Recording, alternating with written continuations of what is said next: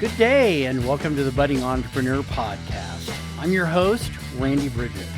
In each episode, we dive into practical business strategies that you can put to work in your business right away. We also focus on inspiring stories from leaders who are shaking and making things happen in their industry. It's all about giving you the tools and insights to take you and your business to the next level. So get comfortable and let's jump right in. All right. We are on episode 164 of the Budding Entrepreneur Podcast. Today is Friday, September 6th, 2024. On our today's agenda, we have a quote from Walter Elliott. We're going to be moving into our business strategy of Agile leadership this month. I'm sure a lot of people will recognize Agile leadership, especially from a few episodes back where I talked about Agile as a business strategy in and of itself. Now we're, of course, talking about leadership. But we're going to be looking today at answering three essential questions. What is Agile leadership? What drives the need for Agile leadership? And what is the mindset of that leadership? These are the things we're going to look at today and hopefully get a good handle on what Agile is about. Looking at our quote, this is from Walter Elliott. He's a Scottish politician. He said, "Perseverance is not a long race. It has many short races, one after the other." And that's a very appropriate quote considering the fact that in any kind of an Agile strategy or any kind of an Agile leadership, you're building in small pieces. You're doing things quickly in an iterative fashion to fail fast. It's a whole bunch of little short races instead of putting all together in a really long race. So this is a great kind of a quote for today. I hope you really enjoy that as we move into Agile leadership. In our business strategy session, we're going to call this Unlocking the Power of Agile Leadership, Staying Ahead in a Rapidly Changing World. Now, as kind of an overview here, Agile leadership is a dynamic and adaptive approach to guiding teams and organizations. It emphasizes collaboration, empowerment, and continuous improvement. Now, you might be aware, if you followed this podcast for any length of time, that the Agile methodology comes to us from the software industry, focusing on empowering individuals, fostering collaboration, and adapting to change quickly and efficiently. Now, if you've been following me for a while, you know that I'm all about helping business owners find ways to stay ahead of the curve. Today, I'm going to walk you through what Agile leadership is, what it's great for, and what it's not great for. Trust me, you'll want to know both sides of this coin if you're serious about building a high-performance business. So let's kick things off by talking about what Agile leadership is. At its core, Agile leadership is about creating an environment where your team feels safe to innovate, experiment, and even fail. Yes, I said fail. But here's the thing. It's the kind of failure that leads to breakthroughs. When your team knows they're allowed to take risks without fear, that's when the real magic happens. That's when you see creativity flourish and real innovation start to take root. You've probably noticed, especially in fast-moving industries, that sticking to a rigid plan just doesn't cut it anymore. Things change fast in business. The markets shift, competitors come out of nowhere, and customer needs evolve. Agile leadership allows you to pivot quickly and adjust your strategy as things change. Instead of clinging to a plan that may no longer make any sense, Agile lets you stay flexible and responsive. Now let's break it down and start with the basics. What exactly is Agile leadership? Well, I think of it as creating a workspace where innovation and creativity can really take flight. Now, as leaders, our main job is to make sure our team members feel safe and encouraged to think outside the box, to explore new ideas without the fear of making mistakes.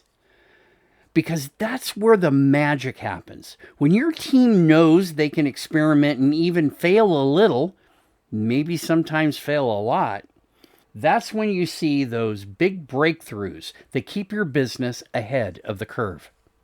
Like most strategies, collaboration is a huge piece of the Agile leadership puzzle.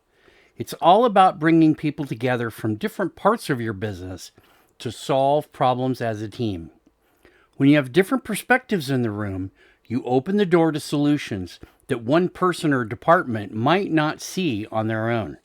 This kind of teamwork is what really drives a business forward, especially when you're dealing with complex challenges that need more than just one approach.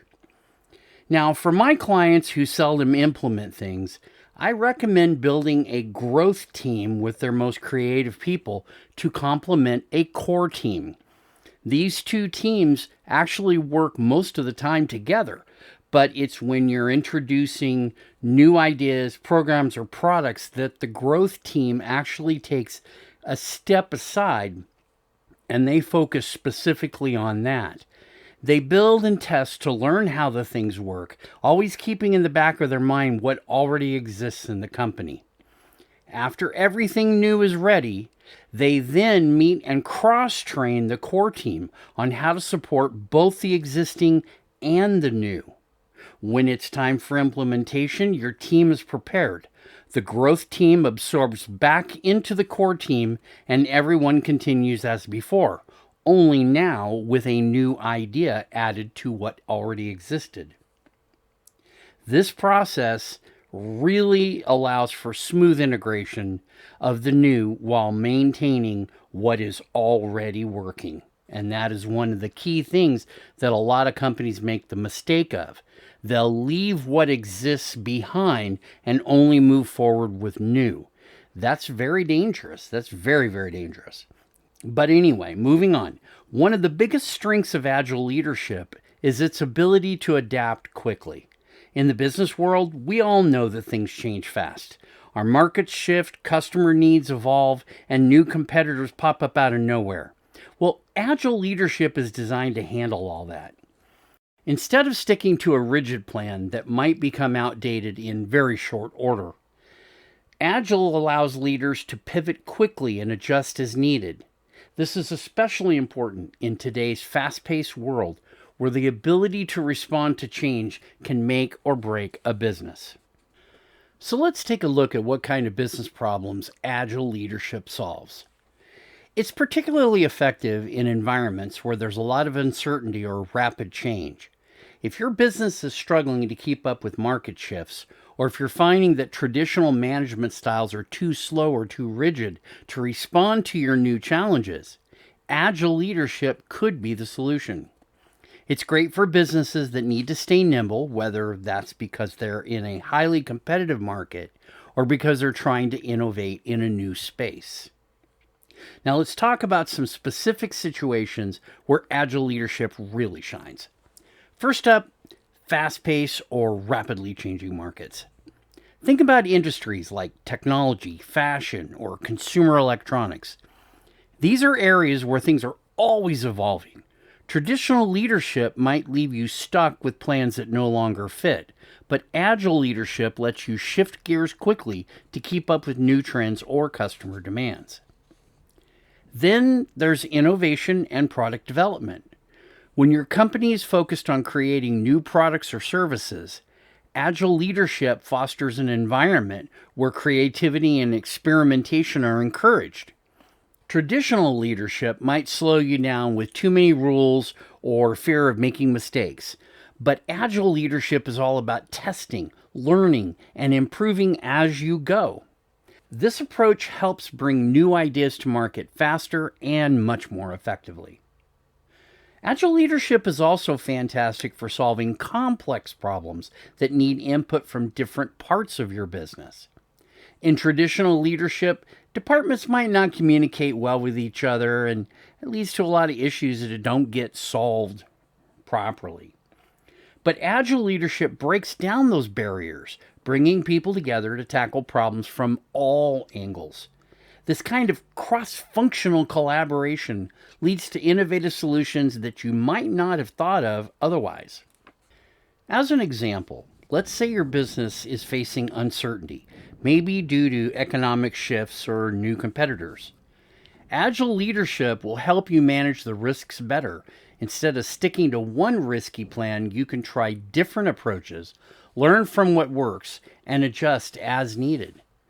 It's a flexible approach that reduces the likelihood of costly mistakes and allows for more informed decision making. Let's be real. Anytime you're going to make a mistake, it's better to fail fast than it is to fail over the long term and then have to go back and find your way through and fix all of the pieces that are failing that you didn't see before now. Another area where Agile leadership excels is in customer-centric environments. Customer is absolutely the king. And if your business prioritizes customer satisfaction and it needs to be responsive to customer feedback, Agile leadership is often the key. Now, traditional leadership might be too slow to respond to customer input, and that leads to a lot of dissatisfaction and, let's face it, lost business.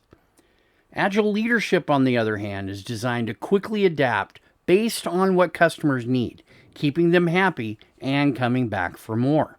And that's the key to lifetime value. Have them coming back for more.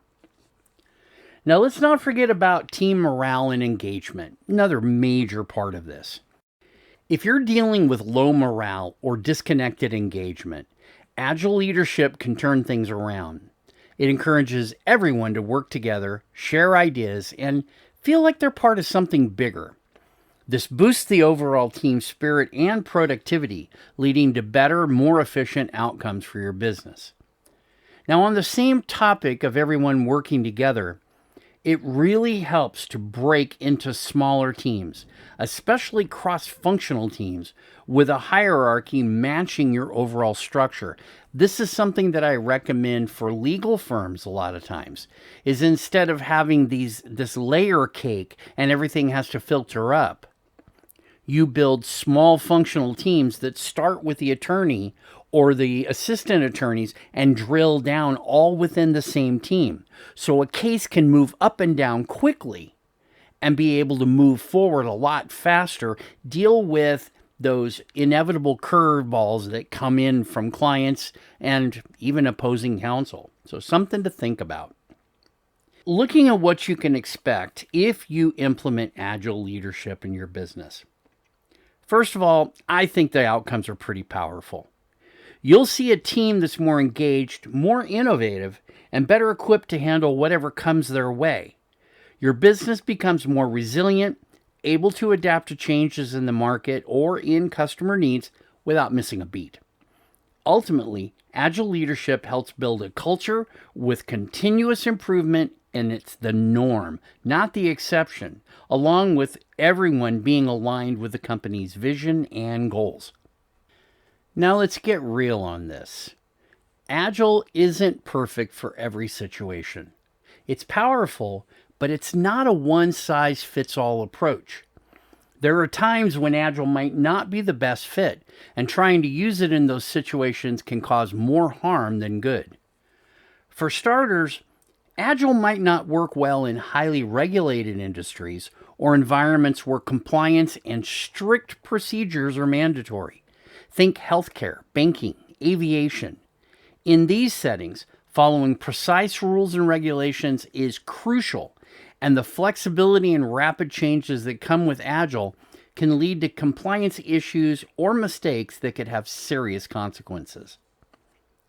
Another area where Agile might struggle is in large-scale projects that require extensive upfront planning and coordination, like an infrastructure project or traditional manufacturing. These projects often need a clear, long-term plan and significant upfront investment. Constant changes could lead to delays, cost overruns, and confusion. Those would all suck. We wouldn't want to make that mistake more than once, right?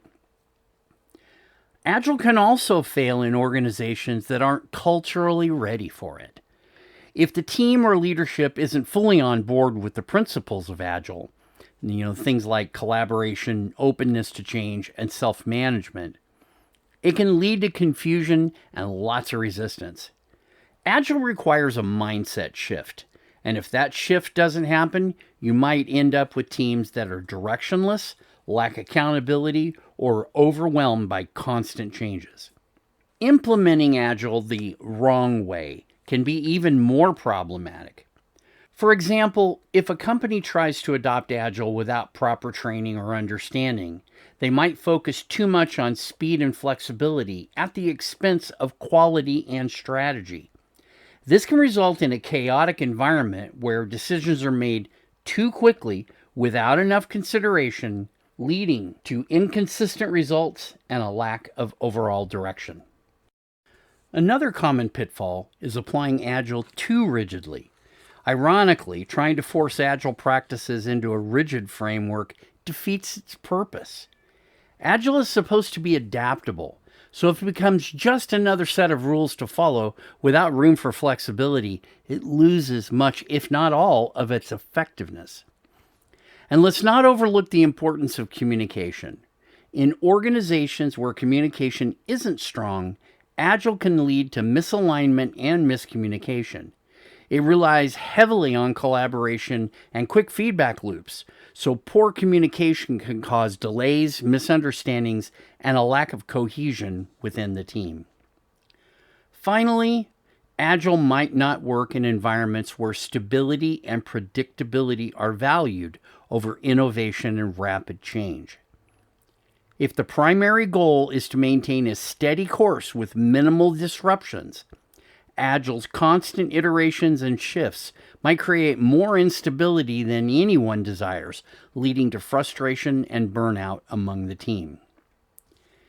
In short, Agile leadership is a powerful approach in the right circumstances, but it's not the right tool for every situation. If it's used inappropriately or without the right understanding, Agile can lead to chaos, miscommunication, and lots of failed projects.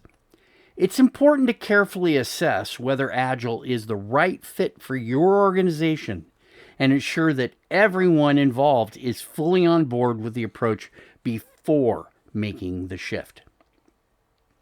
So how do you know if Agile leadership is right for your business? When I'm consulting clients, I like to start by talking with them about their industry and the nature of their projects. Ask yourself, are you in a fast-paced, ever-changing market? Do you value innovation and yet need to respond quickly to customer feedback? If so, Agile leadership could be an awesome solution for you and a wonderful leadership style. Next, consider your team and the company culture. Are your team members open to collaboration and continuous learning? Do they feel empowered to take ownership of their work? If your team is ready to embrace these principles, Agile leadership can help unlock their full potential. Now remember, implementing Agile isn't just about changing processes. It's about changing mindsets.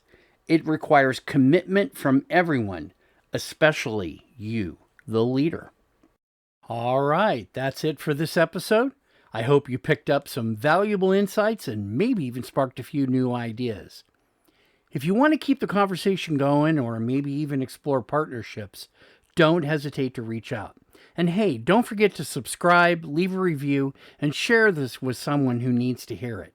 The steps you take today could be the start of something big tomorrow. For the budding entrepreneur, I wish you the best in your health, your wealth, your business, your family, everything about you. Take care, and we'll see you back here next week.